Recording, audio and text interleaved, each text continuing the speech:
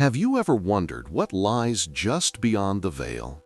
In the sacred silence of a church, during the most holy moments of Mass, have you ever felt that you are in the presence of something truly ancient and profound? A mystery that our earthly eyes can barely comprehend. We are taught about heaven, hell, and purgatory. We understand them as destinations, as final judgments. But what if there are subtle paths, almost invisible threads, that connect our actions here on earth to those spiritual realms in ways we never imagined? What if a single common act, performed by millions of faithful souls every single Sunday, could hold a hidden danger? Not a danger of damnation, but a shadow that could delay a soul's journey into the eternal light of heaven.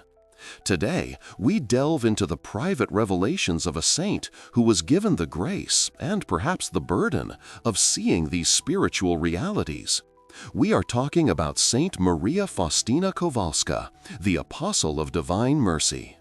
In her diary, a treasure trove of mystical encounters, she recorded a vision so specific, so startling, it has the power to change the way we approach the most sacred moment of our faith. She saw good souls, devout souls, people who loved God, and yet they were destined for the purifying fires of purgatory. And the reason was tied to one specific sin, a subtle but grave offense committed right at the moment of Holy Communion. This is the secret she was asked to share. This is the warning that echoes through time, directly from her visions to us right now. Before we uncover the exact nature of this sin, we must first understand the world that Saint Faustina lived in. Not her physical world of early 20th century Poland, but her spiritual world. A world where the barrier between heaven and earth was incredibly thin. For Faustina, Jesus was not a distant historical figure or an abstract concept. He was a living, breathing presence. He spoke to her, confided in her, and showed her things that would shape the faith of millions. Her diary is not just a book, it is a transcript of a conversation between a soul and its creator. And at the very heart of this divine relationship was the Eucharist. For Saint Faustina, the small white host was not a symbol. It was the physical, tangible presence of the living God. She wrote a feeling of fire of love in her heart so intense upon receiving communion that if it were revealed, people would think her mad. She saw angels prostrating themselves before the tabernacle. She saw rays of light, of blood and water emanating from the host, just as she saw them in the image of divine mercy. To her, the Mass was not a ritual. It was Calvary made present. It was a direct participation in the greatest act of love in human history. This profound understanding is key, because if we don't grasp the sheer magnitude of what the Eucharist is, we cannot possibly understand the gravity of an offense committed against it. It's like the difference between spilling a glass of water and spilling a vial of the most precious medicine in the universe. The action might seem similar, but the substance involved changes everything. The Church has always taught this, of course. The doctrine of the real presence is central to our faith. But for most of us, it is a matter of belief, of intellectual assent. For Saint Faustina, it was a matter of sight, of direct personal experience. She saw what we believe. And because she also saw the dangers that lurk in the shadows, the spiritual carelessness that can tarnish even the most sacred encounters. She saw how our human frailty, our distracted minds, and our wounded hearts can lead us to treat this divine fire with a coldness that has real, tangible consequences for our souls after death. This wasn't about scaring people away from communion, quite the opposite. The revelations given to her were an act of mercy, a divine warning intended to purify our love, to awaken our souls, to make us truly understand the gift we are being offered. It was a call to approach the altar not just with habit, but with awe. So, the question we must now ask ourselves is this: What could be so offensive to God at the very moment He is giving Himself to us that it would require a soul to be purified in purgatory? It's not a mortal sin we are talking about, not something done with malice. It is something far more subtle, something many of us may be guilty of without even realizing it. What was this specific sin? What was the shadow that Saint Faustina saw falling over these good souls at the altar rail? The answer she recorded is both shockingly simple and profoundly challenging, and it begins not with our actions, but with the state of our heart. The state of our heart. It all comes down to this. The specific sin that Saint Faustina saw, the act that caused so much sorrow to our Lord and required purification for otherwise good souls, was not a scandalous crime or a flagrant rejection of faith. It was something far quieter, far more common.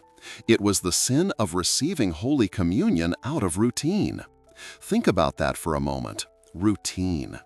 The very thing that can help us build good habits, the structure that can sustain our faith through dry spells, can also become a spiritual trap. It is the act of approaching the altar with a heart that is distracted, cold, and indifferent.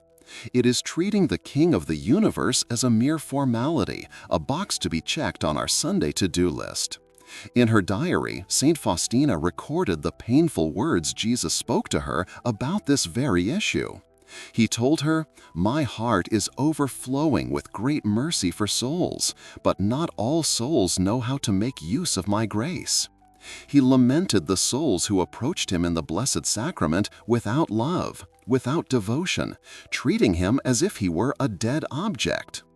Imagine inviting the most important person in your life to your home, someone you love dearly, someone who has sacrificed everything for you. You prepare for their arrival, you set the table, but when they walk through the door, you barely look up from your phone. You offer them a seat with a distracted nod, your mind a million miles away, thinking about your next appointment, the errands you have to run, the argument you had yesterday. How would that person feel? They would feel unseen, unloved, unwelcome. Their presence, a precious gift, would be met with a wall of indifference. Now multiply that feeling by infinity. That is the spiritual reality of what happens when we receive the living God into our souls out of mere habit. Saint Faustina saw this spiritual reality with her own eyes. She witnessed the profound sadness of Jesus as he entered souls who were not prepared to receive him. She wrote of seeing some souls approach the altar rail as if they were approaching a ghost, with no life, no love in their hearts. To them, this supreme moment of union was just another part of the ritual. And this, she was shown, is an offense that must be purified. Why? Because heaven is a state of perfect, ecstatic, all-consuming love. It is an eternal communion of love with God. A soul that has not learned to love, a soul that has treated the source of all love with coldness, is simply not prepared for heaven. It would be like trying to stare directly at the sun without having eyes that can withstand the light. Purgatory in this context is not just a place of punishment. It is a place of re-education in love. It is a divine furnace where the coldness, the indifference, the rust of routine is burned away. It is where the soul is taught, through suffering, the true value of the gift it once took for granted. It is where the heart is finally set on fire with the love it should have shown on earth. The souls Saint Faustina saw were not evil, they were good souls. They went to Mass, they prayed, they followed the commandments. But their love had grown lukewarm. Their devotion had become a dry, lifeless habit. They had forgotten the fire that is at the heart of our faith. They had forgotten that the small white host is a living flame of love, waiting to set our souls ablaze. And so their journey to paradise was delayed. They had to pass through a period of intense purification to learn what they had failed to learn in life: how to receive love with love. How to meet the divine presence not with a distracted mind, but with an open, adoring heart. But how can we know if we have fallen into this trap? We all live busy lives. our minds wander. Is every momentary distraction a sin that leads to purgatory? Of course not. The issue is not a fleeting thought, but a settled state of the heart. So, what are the specific signs? What are the subtle warnings that our own reception of communion might be slipping from devotion into mere routine? Saint Faustina's writings give us clues to look for in our own spiritual lives, red flags we cannot afford to ignore. The first sign is often the most overlooked because it happens before we even approach the altar. It is the sign of a complete lack of preparation. Think about your own experience. How do you arrive at Mass? Do you rush in at the last second, your mind still buzzing with the traffic, the argument you had in the car, or the grocery list you need to remember? Do you slide into the pew just as the opening hymn begins, your heart still racing from the stress of the outside world? If so, how can that heart possibly be a ready throne for the King of Kings? This lack of mental and spiritual preparation is the first red flag. It's like sending a formal invitation but then failing to clean the house or prepare a meal for your esteemed guest. The soul that receives communion out of routine does not take a few moments beforehand to quiet the mind, to examine their conscience, to stir up feelings of love and sorrow for their sins. They don't consciously invite Jesus into their heart. Instead, the procession to the altar becomes an automatic, almost robotic action, driven by the movement of the crowd rather than a conscious, personal desire for union with God. The second sign appears in the moments immediately following the reception of the Eucharist. What do you do when you return to your pew? This is, spiritually speaking, the most powerful moment of your week. The God of the universe, the creator of all that is physically, substantially present within you. Heaven and earth have met inside your very soul. And yet, how often do our eyes begin to wander? We look at who is wearing what. We check our watch. We start thinking about where we're going for lunch. Our minds are anywhere but on the divine guest who has just made our soul his tabernacle. This is the sign of a lack of thanksgiving. A heart that is truly alive to the mystery would be overwhelmed with awe. It would be lost in silent adoration.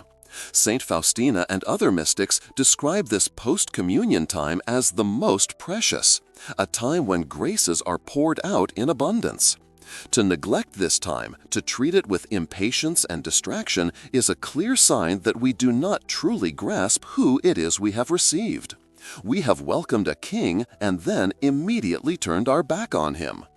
The third sign is more subtle. It's a condition of the heart that we might call spiritual entitlement. It's when we begin to see communion not as an unfathomable gift, but as something we are owed, something we have a right to. We show up, we go through the motions, and we expect to receive. The sense of wonder is gone. The feeling of our own unworthiness has vanished. This is the very essence of routine. The extraordinary has become ordinary. The miracle has become mundane. We forget that the angels tremble before this mystery. We forget that for centuries, saints would weep with gratitude for the privilege of receiving their Lord. When our own hearts become dry and stony, when we approach the altar with a sense of "it's what we do," rather than "I cannot believe God would lower himself to come to me," we are deep in the territory of routine. And this leads to the final and perhaps most telling sign, a lack of transformation in our daily lives. The Eucharist is spiritual food. It is meant to strengthen us, to change us, to make us more like Christ. If we are receiving communion week after week, year after year, and we see no change in our patterns of sin, no growth in virtue, no increase in charity, patience, or forgiveness, then we must ask ourselves, why? Is it possible that we are receiving the body of Christ onto a soul that is closed off? A soul that accepts the gift out of habit, but then refuses to allow that grace to work within it? If the fire of the Eucharist is not warming our hearts and illuminating our actions throughout the week, it is a grave sign that we are treating it as a dead ritual rather than a life-giving encounter. It has become a ceremony we attend, not a sacrament that transforms us. Recognizing these signs in our own lives can be a sobering, even painful experience. It can be easy to feel discouraged, to think that we have failed. But the message of divine mercy, the very core of St. Faustina's mission, is never one of final condemnation. It is a message of hope, a call to return. She was not shown these spiritual dangers to frighten us, but to awaken us. And just as she was shown the problem, she was also given the key to the solution. She was taught by Jesus himself how to break the chains of routine and reignite the fire of divine love. The good news is, it's not a complicated formula. It is a simple, powerful shift in our approach, something every single one of us can begin to practice starting this very next Mass. So, what is this sacred practice that can save us from the purgatory of a lukewarm heart? The antidote to routine is not a complex theological exercise or a rigorous program of penance. It is something much more fundamental, much more accessible. It is the practice of conscious, heartfelt preparation. It is about transforming the moments before communion from a passive waiting period into an active, loving anticipation. St. Faustina's diary provides a beautiful roadmap. Her own preparation for receiving our Lord was not a rushed, last-minute affair. It was the focal point of her entire day, her entire life. While we may not live in a convent, we can adopt the spirit of her practice. It begins with a simple act, making a conscious decision. Before you even leave your home for Mass, take just 1 minute. Close your eyes and say, "Jesus, today I am coming to meet you. I am coming to receive you. Please prepare my heart." This small act sets an intention. It frames the entire experience not as an obligation you have to fulfill, but as a meeting you are looking forward to. You are shifting from autopilot to intentionality. The second step, as exemplified by St. Faustina, is the use of what we might call a holy intermediary.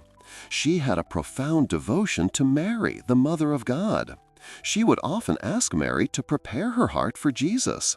She reasoned, who better to prepare a dwelling for the Son than the Mother who was his first and most perfect tabernacle? We can do the same.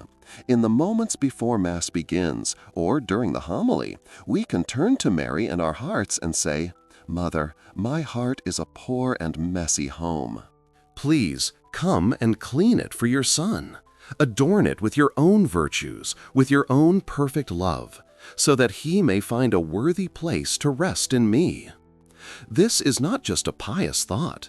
It is an act of profound humility. It is acknowledging our own inadequacy and relying on the help of heaven. This act of entrusting our preparation to Mary accomplishes 2 things. First, it takes the pressure off of us.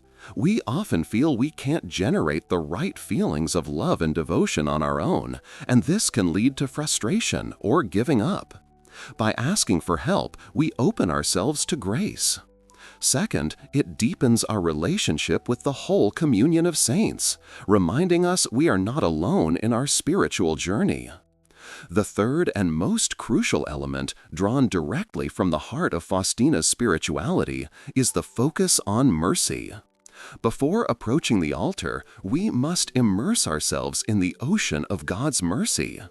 This means making a sincere, even if brief, act of contrition.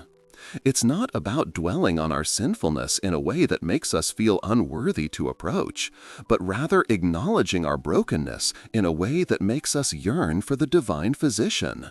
You can say a simple prayer like, "Jesus, I am a sinner. I am not worthy to receive you, but I trust in your infinite mercy. Wash me in your precious blood, heal my wounds, and come into my heart." This prayer accomplishes something vital. It shatters the illusion of spiritual entitlement. It places us in our proper position, the humble creature before the all-merciful Creator. It transforms the act of receiving communion from something we deserve into a gift we desperately need. This focus on mercy was central to Jesus' message to Faustina. He told her that the graces of the Eucharist are drawn with the vessel of trust. The more a soul trusts, the more graces it receives. By acknowledging our weakness and trusting in His mercy, we are fashioning a larger vessel.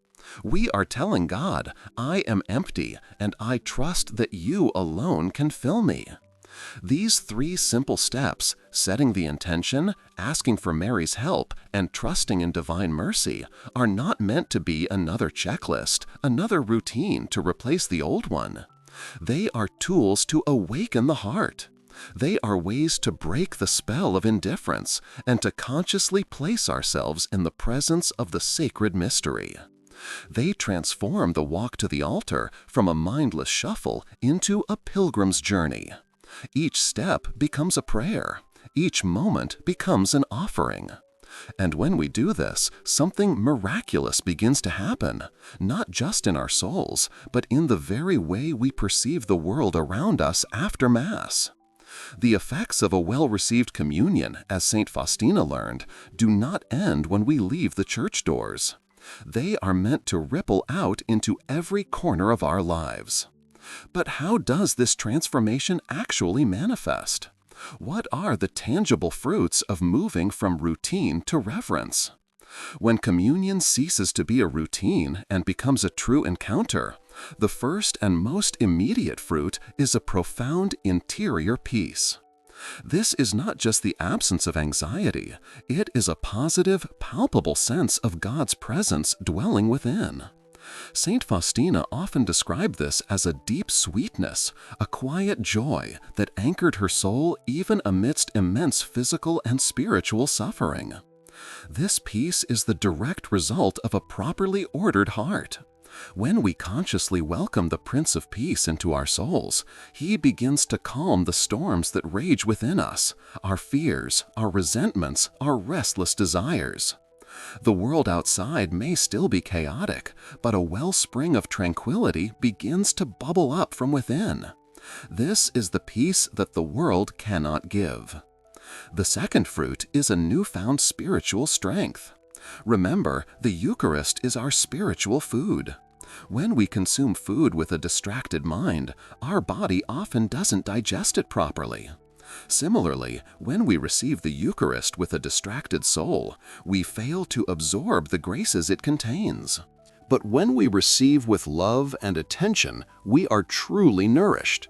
We begin to find the strength to overcome habitual sins that have plagued us for years. The temptation that seemed insurmountable on Saturday feels conquerable on Sunday. The sharp word we were about to say is held back by a gentle check in our spirit. We find ourselves more patient with our family, more charitable to our neighbors, more forgiving of those who have wronged us. This is not our own strength. It is the life of Christ, the wine of life, flowing through our spiritual veins. It is the grace of the sacrament actively working to transform us from the inside out. We stop trying to be good through sheer willpower and start allowing God's grace to make us good. The third, and perhaps most beautiful fruit, is a change in our perception. Our spiritual eyes begin to open. When we truly recognize Jesus in the small host, we begin to recognize Him everywhere else. We see Him in the face of the poor, in the cry of the lonely, in the beauty of creation, and even in the difficult people we are called to love. The reverence we cultivate for the real presence in the tabernacle starts to spill over into a reverence for His presence in all of humanity. It becomes harder to gossip about a coworker when you realize you are speaking about a living temple of the Holy Spirit. It becomes more difficult to hold a grudge when you remember that Christ dwells in the heart of the person you need to forgive. This is what the saints call living a Eucharistic life. It means that the grace of our communion doesn't stay locked inside the church building. We carry that grace, that divine presence, out into the world. Our lives become a kind of mobile tabernacle, bringing the light and love of Christ to the dark corners of our society. This is the ultimate purpose of the Eucharist, not just to save our individual souls, but to transform the entire world through us. Saint Faustina experienced this profoundly. Her encounters with Jesus in the Eucharist fueled her mission of mercy.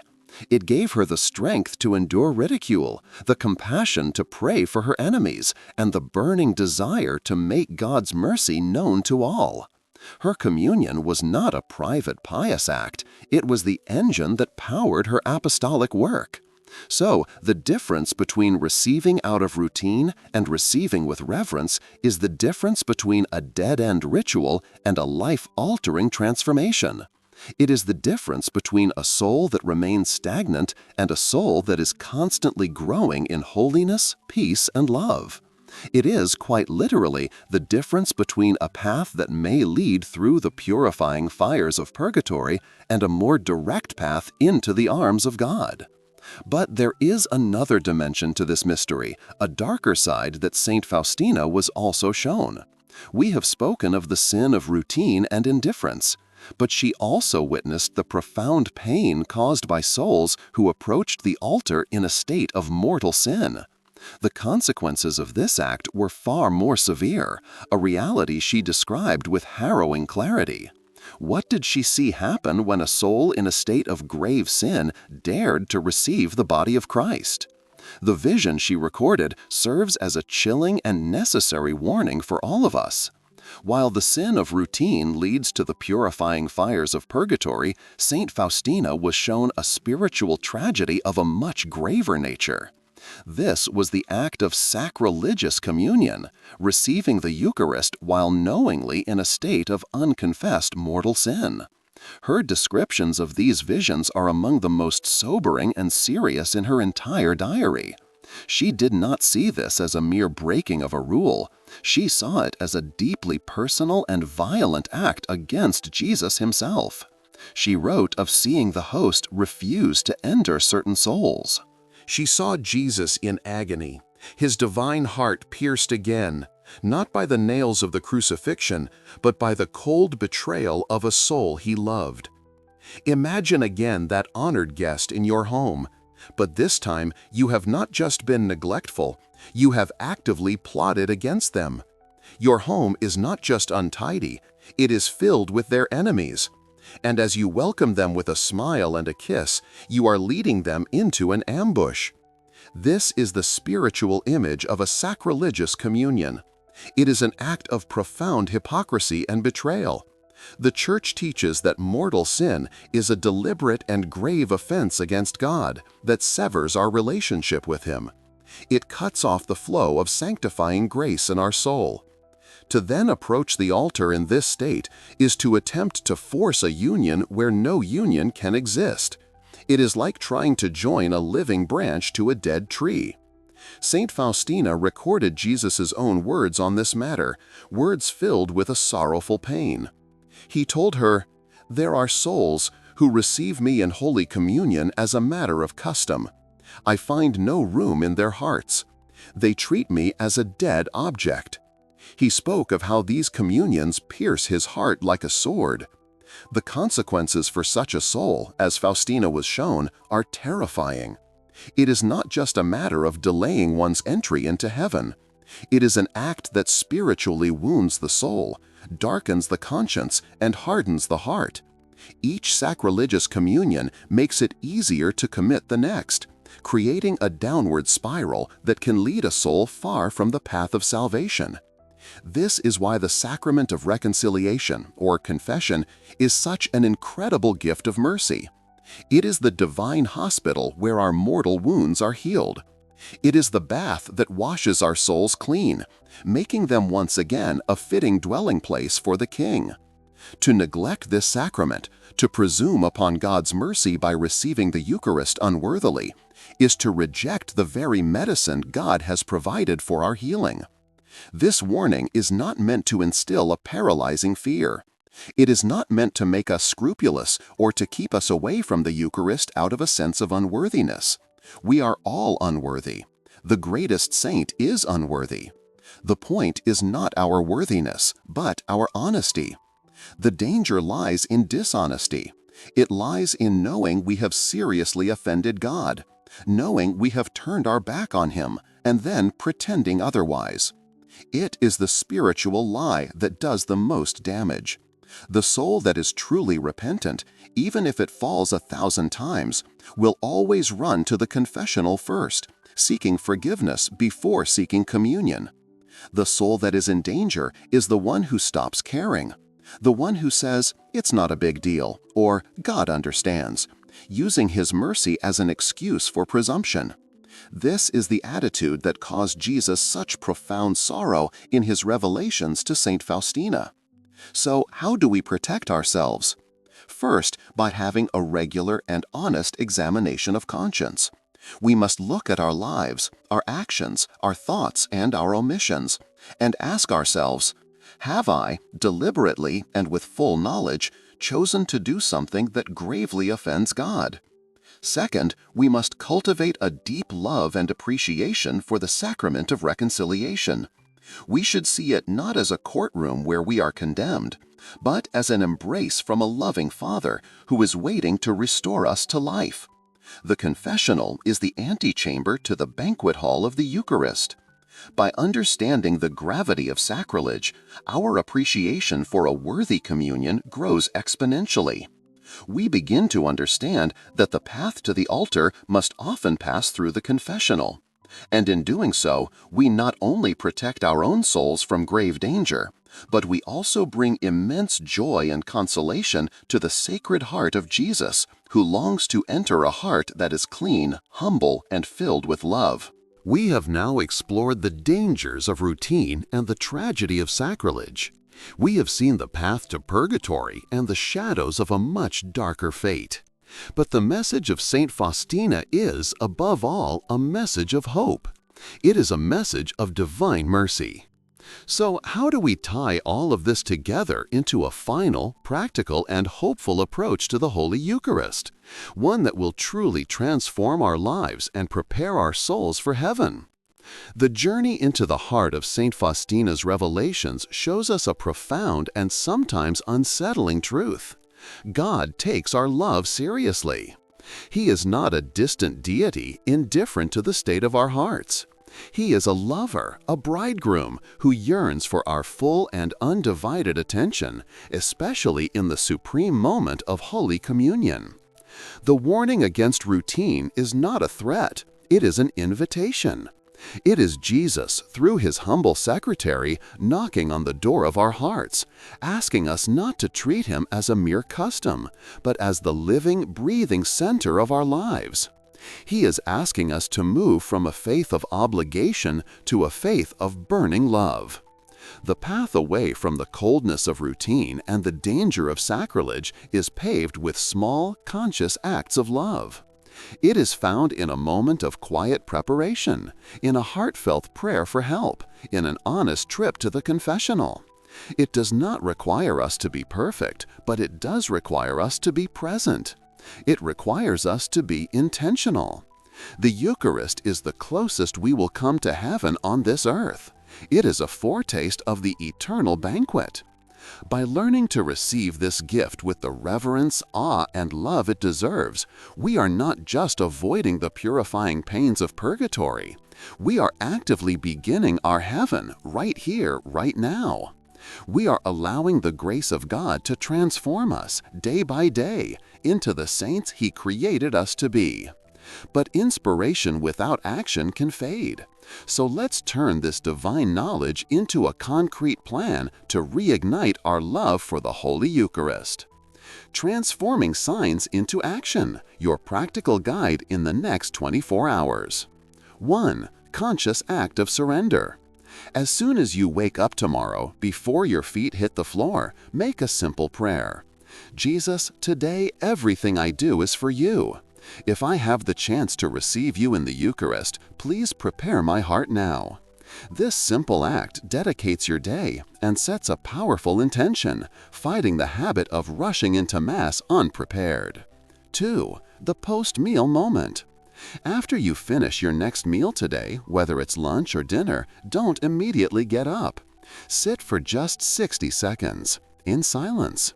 Use this physical act as a training exercise for the soul. Say to yourself, if I can give a moment of quiet after earthly food, I can give so much more after receiving the bread of heaven. This builds the muscle of post-communion thanksgiving. In the next 7 days. 1. The Marian preparation. This week when you go to Mass, arrive 5 minutes earlier than usual. In those 5 minutes, do not read the bulletin or look around. Simply close your eyes and pray this. Blessed Mother Mary, you carried Jesus in your womb with perfect love. Please lend me your heart so that I may receive your Son with a fraction of your reverence. Remove my coldness and replace it with your fire. 2. The Thanksgiving note. After you receive communion at the next Mass, when you return to your pew, spend your time in silent prayer. Then, sometime before you leave the church, take out your phone or a small piece of paper and write down one single thing you are thankful for in that moment, or one specific grace you wish to ask for from Jesus, now present within you. This tangible act forces you to move from distracted thinking to focused gratitude. In the next 30 days, 1. Schedule your calendar right now and schedule a date for the Sacrament of Reconciliation within the next month. Don't wait until you feel you need it. Treat it like a vital spiritual checkup. Prepare for it by examining your conscience, especially regarding any indifference or routine in your spiritual life. This proactive step breaks the cycle of neglect and actively heals your relationship with God. 2. The gaze of love. Commit to spending just 15 minutes one day this month in silent adoration before the Blessed Sacrament. Find a church that has an adoration chapel or simply sit in the main church before the tabernacle. Don't bring a book of prayers. Just sit. Be silent. Gaze at the tabernacle and let Jesus gaze back at you. This practice is the most powerful antidote to treating him as a dead object, as it fosters a real, personal, and silent friendship with the Eucharistic Lord. The way you approach the altar today determines the way you will approach the throne of God tomorrow. Subscribe to the channel so you don't miss the next revelations. Comment on what you thought of this video and what city you are watching us from. Share this with someone who needs to hear this message.